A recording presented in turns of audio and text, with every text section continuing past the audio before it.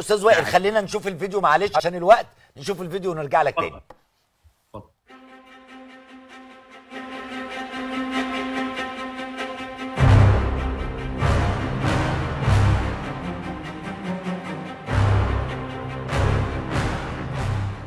انا عايزك تتخيلي معايا يا ست الكل كده لو عندنا مصاصتين، مصاصه مغلقه والاخرى لا مؤاخذه غير مغلقه، تتخيلي اين سيذهب الذباب والعناكب والعقارب والحشرات؟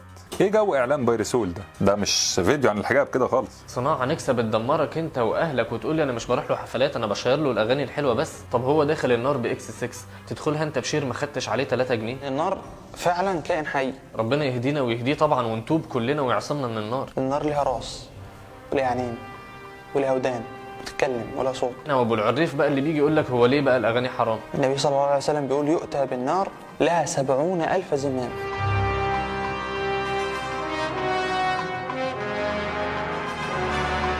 تقعد وسطهم في العمل الخيري تلاقي مفيش اي فرق بينهم خالص وبين الشله اللطيفه اللي قاعده على الكافيه. الفرق بس ان بتوع الكافيه دول معترفين انهم خاربينها، انما التانيين دول خاربينها باسم الدين. اللي هو انت مش قلت الاختلاط ينفع في الضروره؟ اهو احنا هنخلق بقى ضروره عشان نختلط، ولا نسيب بقى الناس تموت من الجوع في الشارع؟ كل المسلمين هيدخلوا الجنه باذن الله، ولكن وخدوا بالكم كويس قوي من لكن دي، في ناس هتخش الجنه على طول وهي اللي حسناتها زادت عن سيئاتها، وفي ناس تانية سيئاتها زادت.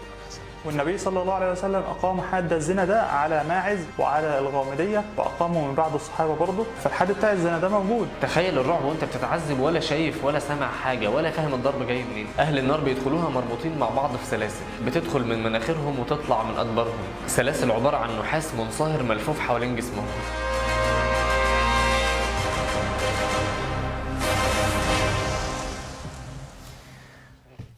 استاذ وائل، شفت الاصوات اللي بيدخل النار واللي بيدخل الجنه، ومين المغنيين اللي هيدخلوا الجنه والنار واللايك والشير وب3 جنيه، وده هيدخل باكس 6. انا عايز اعرف هو راكب ايه الاول يعني. اتفضل يا فندم. هو طبعا احنا شفنا 3 نماذج، ممكن نتكلم بايجاز عن ال3 يا ريت.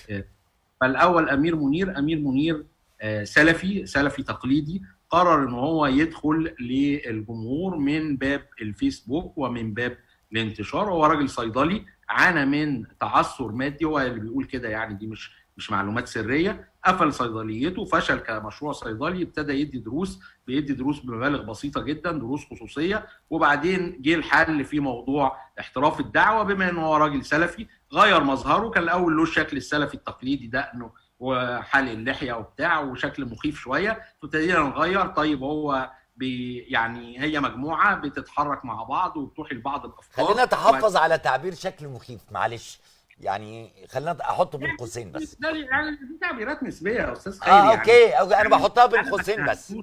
لا مخيف ليا، ممكن يبقى مش مخيف لحضرتك، هو مخيف ليا، فانا ما اتهمتوش يعني، ده مش سب وقذف. في الاخر هو مخيف لطفل، مخيف ليا يعني، مع طيب تمام يعني. شكل السلفي التقليدي، خلينا فعلا تمام نستخدم لغه اكثر علميه.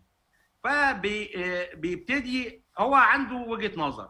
طبعا في تنميه بشريه كتير، في محاضرات بفلوس، في ان انا يا جماعه اصل انا بقفل الاعلانات على الفيس. طبعا يعني هو بيبتدي يتطور، بيعمل فيديوهات، بيفكر انه انا ازاي اللي تكسبه لعبه. فيبتدي اول فيديو يعمله اسمه سعيد الهوى. سعيد الهوى ده اغنيه ده مطرب شعبي يعني. فهو يبتدي ياخد الترند، فيبتدي يقول لك سعيد الهوى ده، ويحط مضمون دين يعني، سعيد الهوى هو اللي هواه يوافق، كلام ما فيهوش حاجه بس هو. وبعدين يقول لك واحد امباليه فيبقى اسمه الشيخ امباليه. هو ما عندوش اي مشكله، هو بيقول لك الدين منتج وانا خدام المنتج وانا مندوب مبيعات. ده تعريف انا بفخر ان انا قلته من 2000 ومن 2005. طب سؤال استاذ وائل، السؤال هل تعتقد ان الخط ده هو اتجاه اساسا ربحي؟ يعني الموضوع لا ليه علاقه بالدين ولا بكل الحكايات الاساسيه الظاهره، ولا هو الموضوع اتجاه فكري واحد حابب ينشر افكاره، ولا الموضوع الملخص بتاعه ايه؟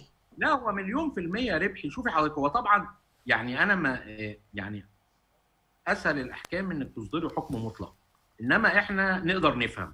لا في طبعا ارباح بالملايين حققها دعاة، بالمليارات حققها دعاة. في ناس دخلت قائمه فوربس، والناس دي نماذج للجيل اللي طالع. طيب فهم بيشتغلوا عليه النهارده. في لا هو عنده على الفيسبوك بيدخل فلوس من الفيديوهات، على اليوتيوب بيدخل فلوس من طبعا الفيديوهات. في رعاة يعني. انا مثلا لفت نظري حاجه، ان هو الشركه اللي هم بيتقدموا يعني في برنامج بودكاست ديني باعتبار ان هم نجوم الشباب وبتاع.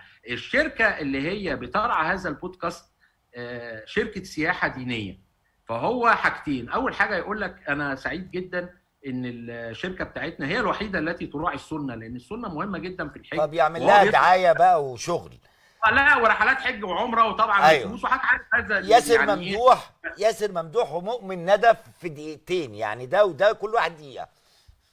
ياسر ممدوح شديد التطرف يصل الى حدود الداعشيه، بيعيد انتاج فكره الشيخ كشك لما انا اوصف مطربين كبار بالدياثه وان الحفلات بيحصل فيها خروج على الاداب. هو مش فقيه مش متدين، هو اقرب لناشط اجتماعي على السوشيال ميديا، بس بيقول اراء رجعيه جدا وبيقول اراء. هتسمح لي بس اقف معاك قدام نقطه ضرب منظمات المجتمع المدني اللي بتساعد الناس ووصفها بالانحلال والاختلاط عشان يعملوا اللي هم عايزينه، بس يبقى بفعل الخير. يعني هو معادي. شوف، هو المعادي هو دول اتعلموا من الجيل اللي قبلهم. الجيل اللي قبلهم ده له ملامح في منظمات مجتمع مدني اسلاميه ودينيه، في دعاة جدد، في فنانات معتزلات، في رجال اعمال. هو جيل كان من النخبه المصريه ومش متمرد عليها. هم دول متمردين جدا، دول طالعين بعد 2015 في حاله تمرد. هو ضد الدعاة الجدد، ضد المنظمات الخيريه الاسلاميه، ضد كل حاجه في المجتمع تقريبا. هو راجل، انا تحليلي انه هو راجل جواه يعني اذا اتيحت الفرصه هيطلع واحد داعشي جدا جدا. مؤمن ندى مؤمن ده راجل ظريف جدا، لانه هو انا قريت له حوار. طبعا بتبقى فرصه لما بتلاقيه هو بيتكلم عن نفسه احسن ما تقعد تسمع الفيديوهات. فده راجل قال لك ازاي جات له الخبره الدينيه. قال لك اصل انا كنت مونتير فبمنتج فيديوهات دعاء زيه كده، دعاء يعني. فخد الخبره الدينيه ان هو بيمنتج ويصور، مش ان هو بيذاكر او ان هو تلميذ او ان هو حضر. فده. وبعدين هل انت دورات؟ يقول لك ما خدش دورات. طب استاذ وائل،